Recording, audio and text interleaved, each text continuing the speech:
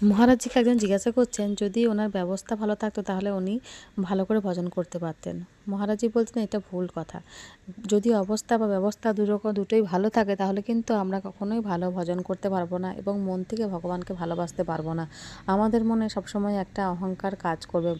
তাই যদি আমাদের অবস্থা খারাপ থাকে তাহলে কিন্তু আমরা ভগবানকে যদি মানে নিজের মনের ভাব থেকে ভালোবেসে যদি একটা রুটি তরকারি একটু সবজিও দান করি, ভগবানকে ভোগ লাগাই, তাহলে ভগবান সেই ভোগটা গ্রহণ করে। কিন্তু যদি আমাদের কাছে অনেক ভালো ব্যবস্থা থাকে তাহলে কিন্তু আমরা যখন যদি ভগবানকে 56 ভোগও দিই সেটা কিন্তু একটা গর্বের সহকারে দেবো, সেটা কিন্তু ভগবান গ্রহণ করবে না। আর আমাদের যখন অবস্থা ভালো থাকে তখন কিন্তু আমাদের চোখে জল আসে না। যদি অবস্থা খারাপ থাকে তাহলে কিন্তু আমরা ভগবানের কাছে একটু চোখের জল ফেলতে পারি এবং ভালোবেসে ভগবানকে নিজের মতো করে ডাকতে পারি।